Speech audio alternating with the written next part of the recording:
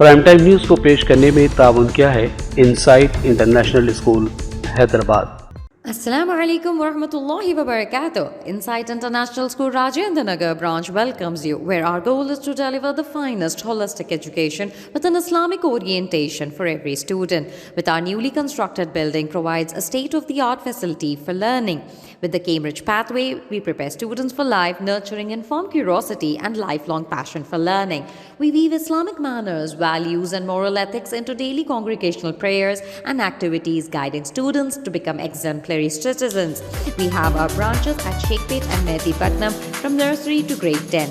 Join us for your child's holistic development.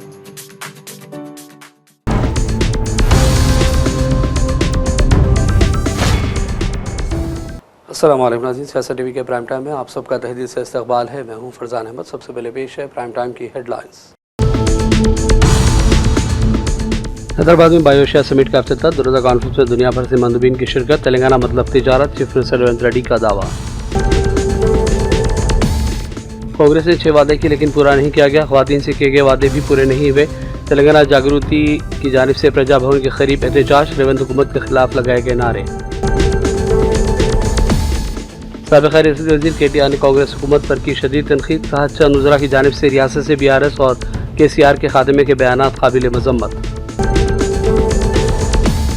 Revanth Reddy ने साबिक़ chief minister KCR को सालगिरह की दी मुबारकबाद, नेक तमन्नाओं का किया इजहार।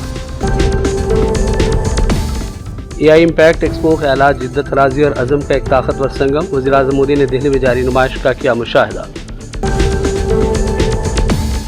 और रमज़ान की आमद के मौके पर ज़ालिम इसराइल की जानिब से मस्जिद अक़सा के इमाम समेत मुतादिद अफराद बेदखल, काबिज़ इसराइली फ़ौज का मुसलसल जुल्म जारी। हेडलाइंस आपने देखी। रुपेश खबरों की तफसीलात शुरुआत करेंगे हम खबरों से। चीफ मिनिस्टर रेवंत रेड्डी और रियासती वज़ीर IT और सनदी सरदार बाबू ने बायोशिया समिट का अफ्ताह किया। हैदराबाद के हाईटेक एग्जीबिशन सेंटर पर मुनक़दा इस इवेंट का थीम अनलीश बायो थीम रखा गया, जिसके तहत लाइफ साइंसेस और हेल्थ केयर के शोबों में जदीद टेक्नोलॉजी के इंतज़ाम पर ख़ास तवज्जो दी जाएगी। हुकूमत को उम्मीद है कि इस आलमी प्रोग्राम के ज़रिए तेलंगाना को एक उभरते हुए टेक बायो पावर हाउस के तौर पर मजबूत मुकाम हासिल होगा। गुज़श्ता चंद सालों में हैदराबाद फार्मा और बायोटेक के आलमी सलाहियती मराकज़ के तौर पर हैदराबाद बड़ी मंजिल बनकर उभरा। रियासत में वैक्सीन की तैयारी और दीगर सलाहियतों को भी तस्लीम किया गया है। रियासती वज़ीर IT और सनदी सरदार बाबू ने कहा कि इस कॉन्फ्रेंस में तकरीबन 3000 बैनुल-अक़वामी मंदूबीन, सरमायाकार, स्टार्टअप्स और गैर मुल्की लाइफ साइंसेस कंपनियों के नुमाइंदे शिरकत कर रहे हैं। ज़्यादा डिमांड के पेश नज़र कॉन्फ्रेंस को हाईटेक्स में नई और कुशादा जगह पर मुंतकिल किया गया है। उन्होंने कहा कि रियासती हुकूमत ने हालिया दिनों में आर्टिफिशियल इंटेलिजेंस यानी मसनूई ज़हानत को ख़ास अहमियत दी है। One more edition of BioAsia here. And we see these are all the moments in history where the region stops being part of the global story and begins to shape it. We all know there is still one country in this world known for the manufacturing at unmatched scale. And now we are going to beat that with equal pace and equal scale. That is India. And in that sphere, Hyderabad has been quite powering for the world's healthcare. As rightly mentioned by Reddy Garu, from bulk trucks to breakthrough vaccines, the city has delivered for billions across continents. The city proved to build at a global scale within a year and surprise everybody in the world. And as been said, Hyderabad is not just the India's pharma capital, but it is a trusted global partner in the life sciences. If you see scale in electronics as a geography, scale in pharma now as one too. The world already depends on Hyderabad, and the future of the global pharma will be built here. We are earned trust of the nations. You know, we are realizing it. The scale, however impressive, is only the first chapter of the leadership. The world as such, if you are seeing it, the world is entering a new era altogether. Chief minister Revanth Reddy ने बायोशिया conference से खिताब में कहा कि हैदराबाद और रियासत तेलंगाना तेज़ी से तरक्की की राहें तय कर रही हैं। अद्वियात की तैयारी हो या रिसर्च का काम बड़े पैमाने पर जारी है। तिजारत के लिए कंपनियों को भरपूर ताउन हुकूमत का हासिल है। रेवंत रेड्डी ने भी कहा कि तेलंगाना का मतलब बिजनेस है। From all over the world, we have major thought and business leaders in pharma, biosciences, biotech, bulk drugs, vaccines and healthcare with us. When leaders from science, AI, biotech, manufacturing and policy meet, It will lead to something extraordinary. I am confident BioAsia held in Hyderabad will be soon recognized like the World Economic Forum organized in Davos. Let me share our vision for Telangana with you. In particular, our vision for the life sciences ecosystem. Recently, we unveiled our vision, Telangana Rising 2047. We want to become a $1 trillion economy by 2034 and a $3 trillion economy by 2047. When I see current trends in life sciences, I can see a need for strong collaboration between research labs, corporates, startups, MSMEs, and government. You want a trusted, stable, and future-ready ecosystem. Telangana offers it. Hyderabad is your answer. From bulk drugs to biologics, from manufacturing to innovation, from India to the world, Telangana is moving up the value chain. We are not competing only within India, we are competing with top global clusters. Hyderabad has become the world's preferred destination for GCCs. Together, let us make it the world's hub for integrated life sciences. I welcome you to invest here, establish your GCCs, build innovation engines, design molecules and drugs, manage your clinical analytics, build AI platforms, and drive digital manufacturing. My government and officials, our scientists, our skilled youth, and our local businesses will be your partners in success. Congress हुकूमत ने 6 वादे किए लेकिन पूरा नहीं किया गया। लड़कियों को स्कूटी भी नहीं मिली, मुफ्त पकवान गैस भी नहीं दी गई, खवातीन से किए गए वादे भी पूरे नहीं हुए। इन सारे मामलात को लेकर तेलंगाना जागृति ने प्रजाभवन के करीब एहतजाज किया।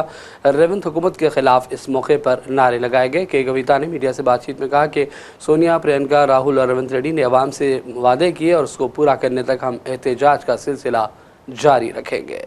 This budget session of Congress government is going to be their last full-fledged budget. So I demand that the Congress government immediately put the provisions to fulfill the promises given to the women folk of Telangana. It is 2,500 rupees Mahalakshmi scheme that has not been fulfilled. Sonia ji herself has signed the guarantee card to give the 2,500 per month scheme. It is not fulfilled. Scooty is not being fulfilled. Current is not being fulfilled. Free gas is not being fulfilled. Anything, any promise made to women of Telangana is not being fulfilled. So we are demanding the Congress government to fulfill these promises. Otherwise, we will wait until this budget session.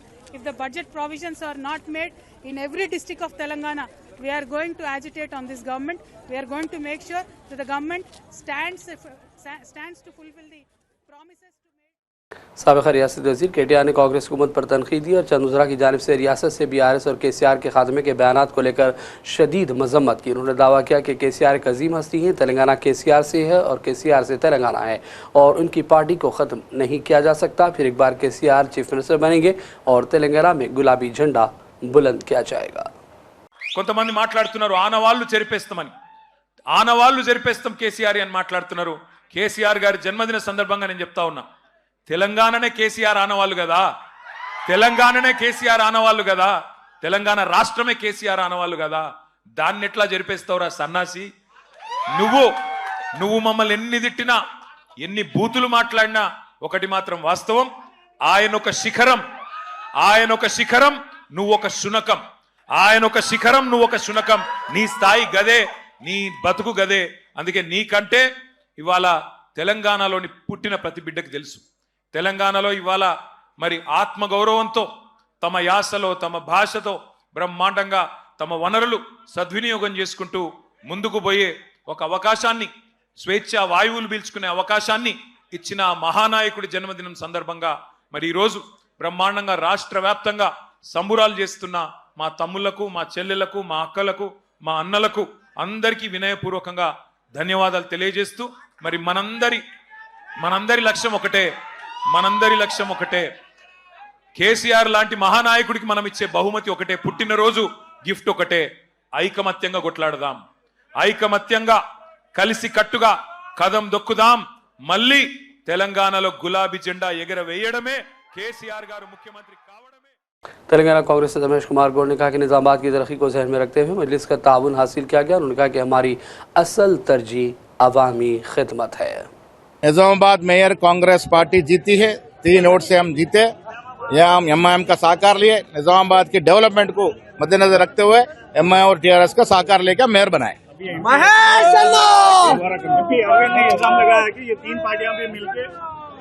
अरे Arvind election से पहले हिंदू मुस्लिम बनते बनते public की दिमाग खराब करा। आज पब्लिक एक जस्टिफाइड डिसीजन ली, उसके हिसाब से ही हम निजामाबाद की डेवलपमेंट को नजर में रखते हुए हम अलायंस कर लिए, मेयर बनाए। कौन है उन्होंने डिजॉल्व करने, उनके हाथ में क्या है? डिजॉल्व करने का पावर उनके हाथ क्या है? चले। मजलिस के एमएलए अहमद बलाला ने कहा कि हमने एक बाहिजाब खातून को निजामाबाद में डिप्टी मेयर बनाया है और हम चाहते हैं कि पर्दा नशीन माएँ बहनें भी सियासत में आगे आएँ और बेहतरीन मिसालें कायम करें। नहीं, हमने कांग्रेस पार्टी को मेयर के लिए सपोर्ट किया, मेयर के लिए हमने मदद की है और हमने डिप्टी मेयर लिया है। और साथ ही साथ ये भी तवक्कुन लिया कांग्रेस पार्टी से कि निजामाबाद के तरक्याती कामों के लिए एडिशनल फंड देंगे। यहाँ के लोगों के बहुत ज़्यादा मसाइल है, वो मसाइल के लिए यहाँ पर फंड की ज़रूरत है, वो फंड देंगे। और ख़वातीन ख़ास तौर के ऊपर 50% ख़वातीन का तनासुब है, तो हमने ख़वातीन को वुमन एम्पावरमेंट के नाम के ऊपर हमने वुमन एम्पावरमेंट के लिए हमने एक लेडी को नकाब हिजाब पहनने वाली औरत को हमने डिप्टी मेयर बनाया है। और इंशाल्लाह ये पूरे हिंदुस्तान में एक मैसेज जाएगा कि एक हिजाब पहनने वाली डिप्टी मेयर की सीट पर बैठेगी। भाई देखिए, अब हम यहाँ पर काम की बात कर रहे हैं, वो फिसाद की बात कर रहे हैं। आहिस्ता आहिस्ता अब ये कब तक नफरत पैदा करेंगे? आहिस्ता आहिस्ता आवाम को समझ में आएगा। नफरत के बेस के ऊपर इनकी दुकान है, जिस दिन लोगों में आवाम में नफरत खत्म हो गई, इनकी दुकान बंद हो जाती है। और दूसरी जानिब बीजेपी तेलंगाना के सदर रामचंद्र राव ने कहा कि बल्दियाती इलेक्शन के नतीजे से हम मुतमईन हैं। करीमनगर में भी हमारा मुजाहरा अच्छा रहा। उन्होंने कहा कि दर्जनों वार्ड्स में हमारी कामयाबी से वाज़ेह हो गया कि अवाम हमें वोट दे रही है। For the first time in Telangana, Bharatiya Janata Party has clinched Karimnagar municipality, both the municipal corporation, both the mayor and deputy mayor. This is the biggest victory for BJP in Telangana. Secondly, in Nizamabad, the Congress party, the BRS party and MIM party together, they have defeated BJP candidate, and it is a nexus between both BRS, Congress and MIM. And it is an accepted fact and very visible also, and apparently they have colluded to see that BJP doesn't go in Telangana. In majority, many of the municipalities like Adilabad, Kamareddy, Nizamabad, where BJP is the single largest party, the Congress, BRS and MIM came together to defeat BJP. Similarly, it happened in many smaller municipalities where 15 municipalities BJP is the single largest party. But these people, they have joined hands together to prevent BJP from forming the council or the municipal corporation. And then this is a nexus between these three parties. But we are happy that the people of Telangana has given us a good number of wards and good number of votes. And in corporation, we have done very well, and our graph, our vote share and our ward members have increased from when compared to the previous. And it is the BRS party which has suffered a lot. Telangana के रियासती वजीर इमारत शवार कोमट रेड्डी वेंकट रेड्डी ने Nalgonda municipal corporation की तरक्की और इसे एक सुपर स्मार्ट सिटी बनाने के अपने वादे को पूरा करने के लिए खास तवज्जो दी है। मेयर के इंतखाब के फौरी बाद रियासती वजीर ने खुद मैदान में उतरकर तरक्याती कामों की निगरानी शुरू कर दी। इस दौरे में उन्होंने बुनियादी तवज्जो शहर की सफाई के निज़ाम को बेहतर बनाने, तंग सड़कों की कुशादगी और फुटपाथों पर कायम गैर मिजाज कब्जों को हटाने पर दी। वजीर कोमट रेड्डी ने अपनी मौजूदगी में JCB मशीनों के जरिए किए जाने वाले कामों का शख्सी तौर पर मुआयना किया। चीफ मिनिस्टर रेवंत रेड्डी ने साबिक चीफ मिनिस्टर और सदर BRS KCR को सालगिरह की मुबारकबाद दी। BRS के सदर KCR आज 72 साल के हो गए। इस मौके पर चीफ मिनिस्टर रेवंत रेड्डी ने दुआ की कि अवामी खदमात में मसरूफ़ रहते हुए तेलंगाना की तरक्की के लिए खदमात अंजाम देने वाले KCR को भगवान मुकम्मल सेहत और दराज़ी उम्र अता करे। और अब लेते हैं छोटा सा ब्रेक के बाद दोबारा हाजिर होंगे। Assalamu alaikum wa rahmatullahi wa barakatuh. Insight International School Rajendra Nagar branch welcomes you, where our goal is to deliver the finest holistic education with an Islamic orientation for every student. With our newly constructed building provides a state-of-the-art facility for learning. With the Cambridge Pathway, we prepare students for life, nurturing informed curiosity and lifelong passion for learning. We weave Islamic manners, values, and moral ethics into daily congregational prayers and activities, guiding students to become exemplary citizens. We have our branches at Sheikhpet and Mehdipatnam from nursery to grade 10. Join us for your child's holistic development. सियासत TV के news bulletin में फिर एक मरतबा आपका खैर मकदम है। मौलाना आज़ाद national Urdu university Hyderabad के जर्नलिज़म के तलबा ने आज दफ्तर रोज़नामा सियासत और सियासत टीवी का मुशाहिदा किया। इस मौके पर एक वर्कशॉप भी मुनक़िद किया गया। इस मौके पर जनाब आमिर अली खान, न्यूज़ एडिटर रोज़नामा सियासत फाउंडेशन के डायरेक्टर जाहिद फ़ारूक़ी और रोज़नामा सियासत के सब एडिटर रियाज़ अहमद भी मौजूद थे। एक छोटा ही सही मगर SIP हो या म्यूचुअल फंड हो, जिसमें कि हमारा अगर सरमाया, कौम का सरमाया अगर उसमें लग गया तो कल के दिन हमारी जो अहमियत है वो एटलीस्ट अगर पुल बैक हो जाएगा तो उससे आपको आई एम 100% श्योर कि इतना ज़्यादा नहीं होगा कि स्टॉक मार्केट ऊपर नीचे हो जाएगी, लेकिन कुछ ना कुछ एक खतरा भी अगर निकलता है तो उसकी भी अहमियत होती है।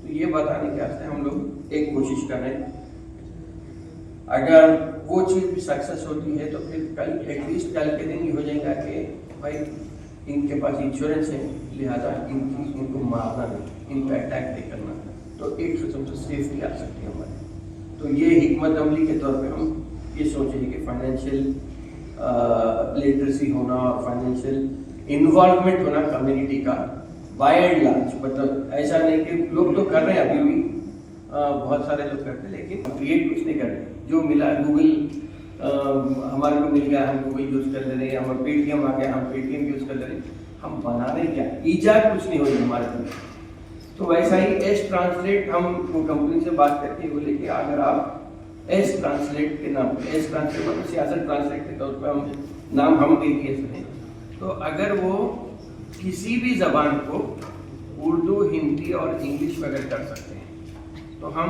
उसको प्रमोट कर सकते हैं। और बेसिक आइडिया उस पर ये तो टूल बना रहे थे हम ट्रांसलेशन का, मगर वंस ट्रांसलेट हो गया तो हम बताना चाह रहे हैं कि साउथ इंडिया में जो डेवलपमेंट हो रहा है वो नॉर्थ इंडिया में नहीं।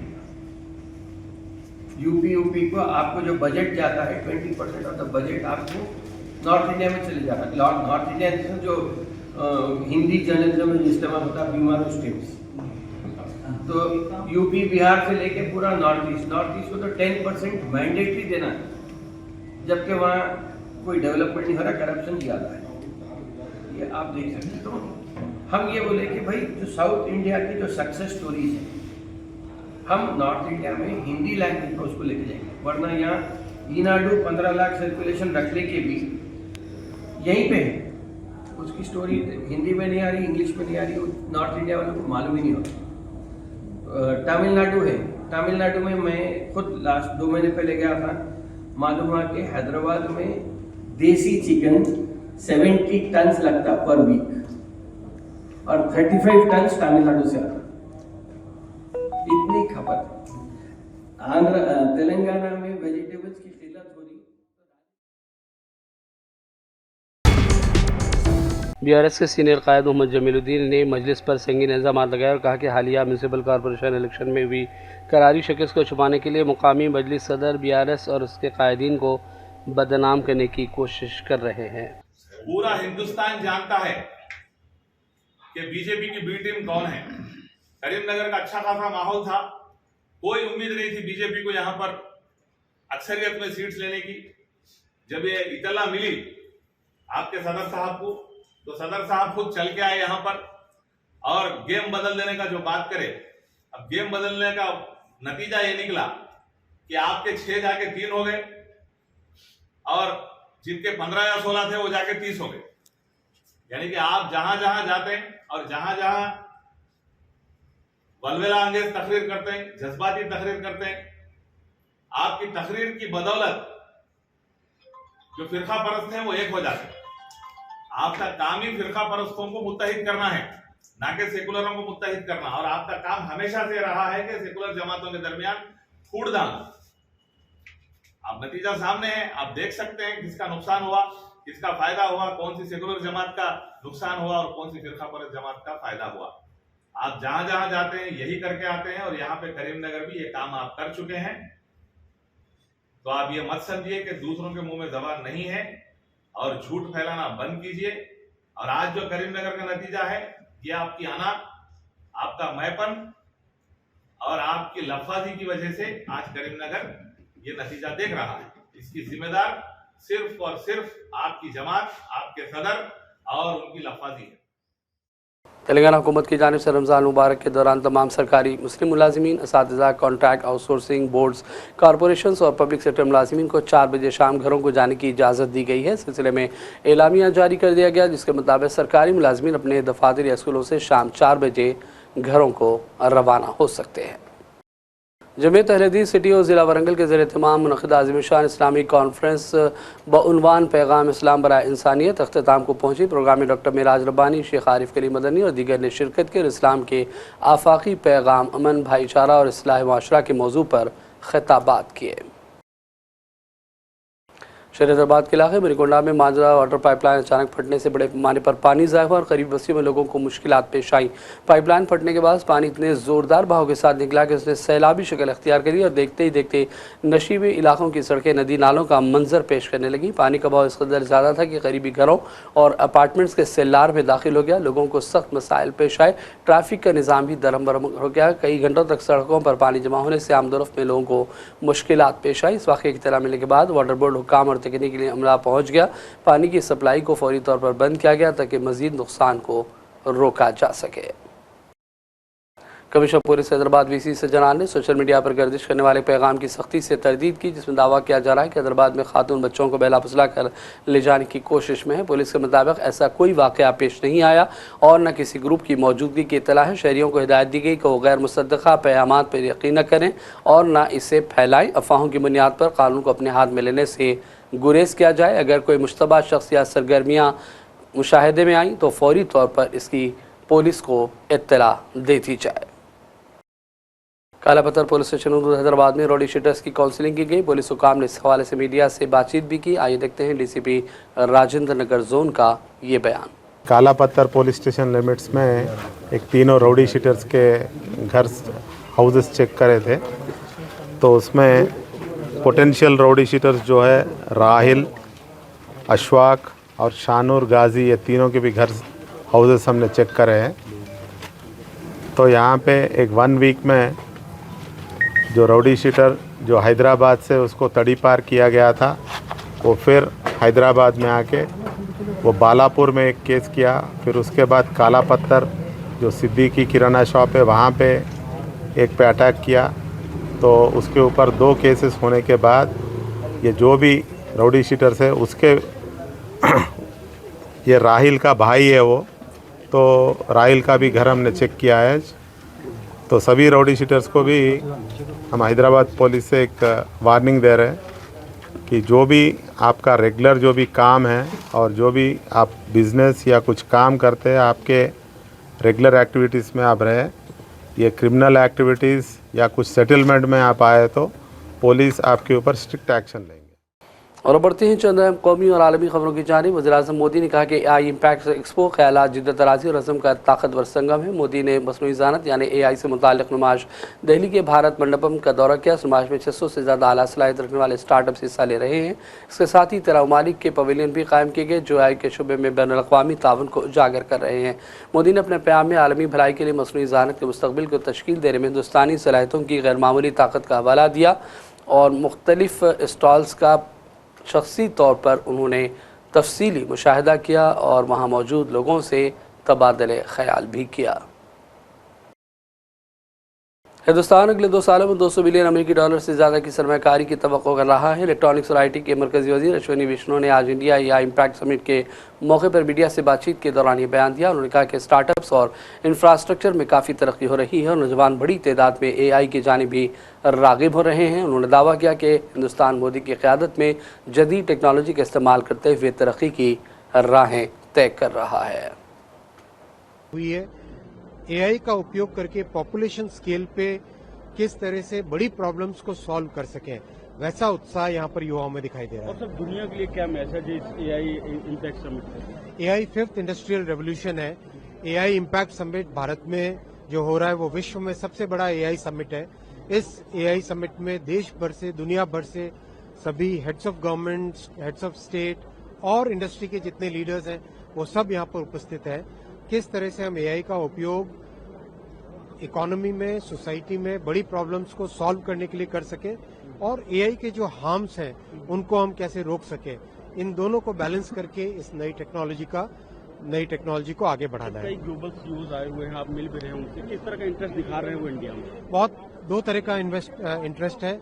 सबसे पहला इंटरेस्ट है इन्वेस्टमेंट का, करीब $200 बिलियन से ज्यादा इन्वेस्टमेंट की एक्सपेक्टेशन है ओवर नेक्स्ट 2 इयर्स। और वीसी डीप टेक में फंडिंग का बहुत बड़ा इंटरेस्ट है। और तीसरा जो भारत की इनोवेटिवनेस है और जो भारत का डिजिटल पब्लिक इंफ्रास्ट्रक्चर है, उसके कारण, डिजिटल पब्लिक इंफ्रास्ट्रक्चर के कारण। और बात करेंगे फ़लस्तीन के हवाले से। काबिल इसराइली हुक्काम ने रमज़ान मुबारक की आमद के मौके पर एक पैरामेडिक तिबी इमदादी कारकुन को मस्जिद अक्सा से बेदखल करने का ज़ालिमाना हुक्म जारी किया। इसराइली फ़ौज ने पैरामेडिक सैफुद्दीन पर 6 महीने के लिए मस्जिद अक्सा में दाखिले पर पाबंदी लगा दी, जो कि मजहबी और इंसानी हकूक़ की खिलाफ वर्जी है।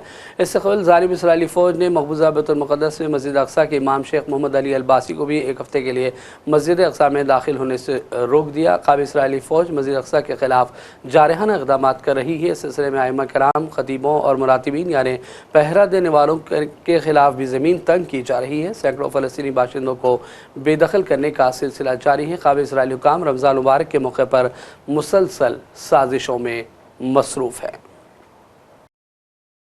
बांग्लादेश के हालिया इलेक्शन में कामयाबी हासिल करने वाले अरकान पार्लियामेंट ने हलफ ले लिया। 12 फरवरी को हुए इलेक्शन में बांग्लादेश नेशनलिस्ट पार्टी 209 नशीदें जीतकर सबसे बड़ी सियासी जमात के तौर पर सामने आई, जबकि जमात इस्लामी और इत्तेहादियों को 77 सीटों पर कामयाबी मिली। आज 9 मुंतखब अरकान पार्लियामेंट से बांग्लादेश के चीफ इलेक्टोरल कमीशन ने हलफ लिया। हलफने वालों में बांग्लादेश के मुतवक्किल वज़ीर-ए-आज़म तारिक रहमान और अमीर जमात इस्लामी शफीक रहमान भी शामिल है। इस दौरान इत्तला है कि तारिक रहमान ने भी वज़ीर-ए-आज़म के ओहदे का हलफ उठा लिया है। और अब आखिर में हेडलाइंस पर डालेंगे एक और नजर। हैदराबाद में बायोशिया समिट का अफ्ताह, दुरोज़ा कॉन्फ्रेंस में दुनिया भर से मंदूबीन की शिरकत। तेलंगाना मतलब तिजारत, चीफ मिनिस्टर रेवंत रेड्डी का दावा। कांग्रेस ने 6 वादे किए लेकिन पूरा नहीं किया गया। ख़वातीन से किए गए वादे भी पूरे नहीं हुए। तेलंगाना जागृति की जानिब से प्रजा भवन के करीब एहतजाज, रेवंत हुकूमत के खिलाफ लगाए गए नारे। साबिक़ रियासती वज़ीर KTR ने कांग्रेस हुकूमत पर की शदीद तनकीद, कहा चंद वज़रा की जानिब से रियासत से BRS और KCR के खात्मे के बयानात काबिल मज़म्मत। रेवंत रेड्डी ने साबिक़ चीफ मिनिस्टर KCR को सालगिरह की दी मुबारकबाद, नेक तमन्नाओं का किया इजहार। AI इम्पैक्ट एक्सपो ख्यालात, जिद्दत, राज़ी और अज़म का एक ताकतवर संगम। वज़ीर-ए-आज़म मोदी ने दिल्ली में जारी नुमाइश का किया मुशाहिदा। और रमज़ान की आमद के मौके पर ज़ालिम इसराइल की जानिब से मस्जिद अक्सा के इमाम समेत मुतादिद अफराद बेदखल, काबिज़ इसराइली फ़ौज का मुसलसल जुल्म जारी। प्राइम टाइम का सिलसिला फ़िलहाल यही ख़त्म करते हैं। मोहम्मद फरजान अहमद को पूरी टीम के साथ इजाज़त दें। देखते रहिए सियासत TV। अल्लाह हाफ़िज़। प्राइम टाइम न्यूज़ को पेश करने में ताउन किया है insight international school Hyderabad. Assalamu alaikum wa rahmatullahi wa barakatuh. Insight International School Rajendra Nagar branch welcomes you, where our goal is to deliver the finest holistic education with an Islamic orientation for every student. With our newly constructed building provides a state-of-the-art facility for learning. With the Cambridge pathway, we prepare students for life, nurturing informed curiosity and lifelong passion for learning. We weave Islamic manners, values and moral ethics into daily congregational prayers and activities, guiding students to become exemplary citizens.